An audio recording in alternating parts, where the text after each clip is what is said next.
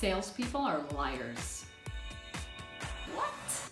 Obviously, I don't think that, but a lot of people do.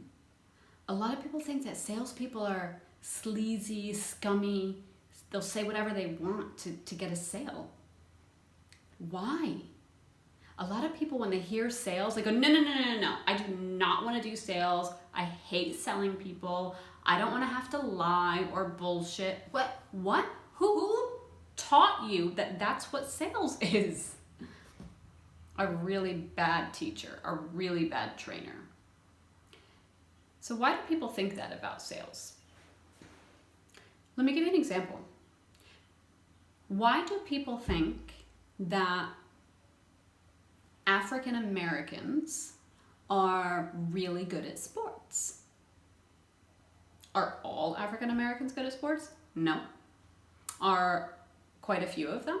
Yeah. So it's a stereotype then, right?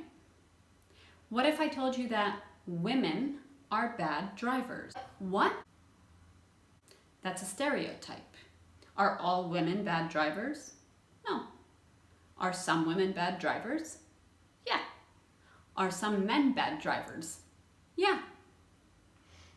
So the reason that people think that some salespeople are liars is because if you look at what is depicted in movies and what the media shows us, you'll see that it's emphasized. The stereotypes in general. So if you watch movies around salesmen, Boiler Room and Wolf on Wall Street, you'll see that the salespeople are totally lying and everything they're doing is illegal.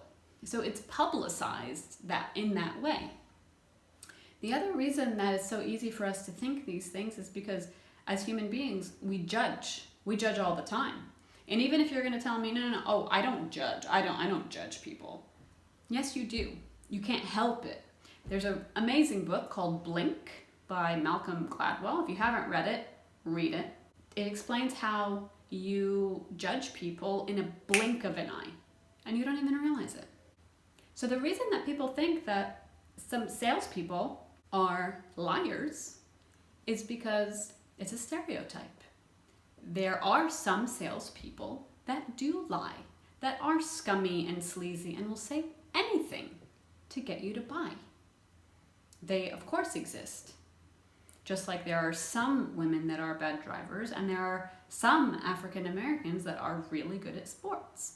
But does that mean that all salespeople are liars?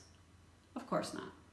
Now, if you're in sales, one of the main hurdles that you're going to have to overcome is getting people to actually understand that you are not the typical salesperson, that you are refreshing, you're reliable, and you tell the truth. You're going to need to make yourself very different.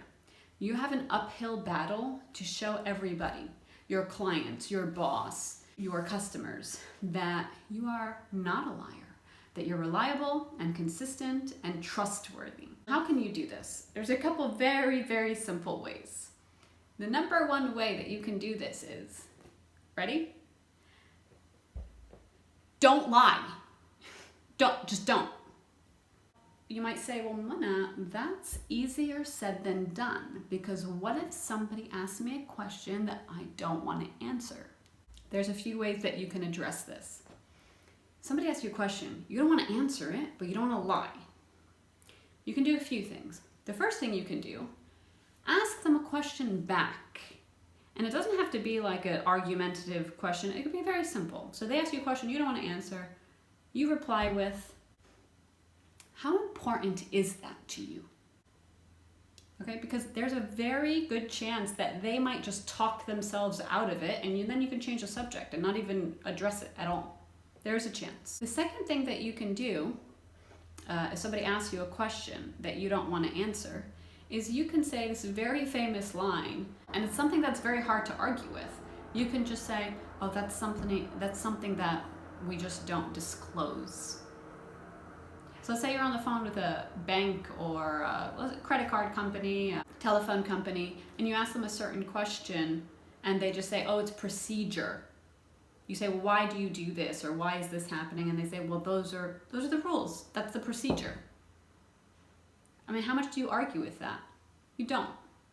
So there's nothing wrong with you saying, as long as it makes sense, in regards to what they're asking, there's nothing wrong with you saying, well, we usually don't disclose that information.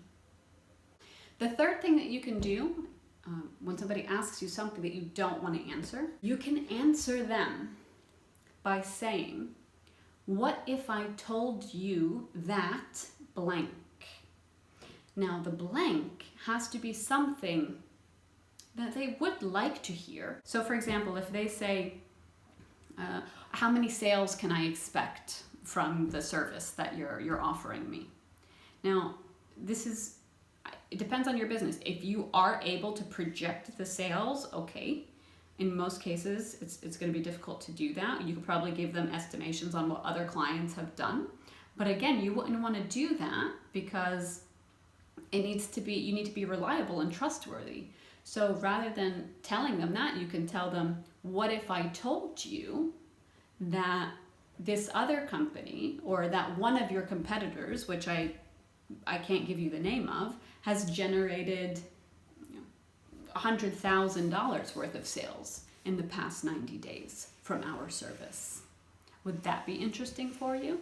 You are answering them in a way that's, again, it's putting the ball back in their court. So that's the first way to become reliable. Don't lie, ever.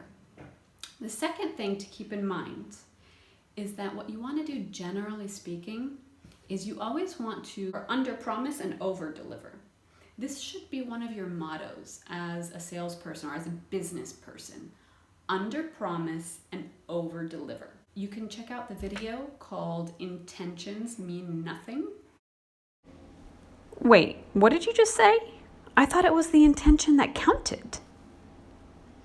I elaborate a little bit on that. But in short, most people now, they will tell you they're going to do all kinds of things and they don't do it. It's crazy how many things people say they're going to do. Like everybody. It's actually horrible. If you can not be one of those people, you will immediately be so different. So 2 very simple things. Don't lie and under-promise and over-deliver. If you like this video, consider subscribing to my channel and see you soon.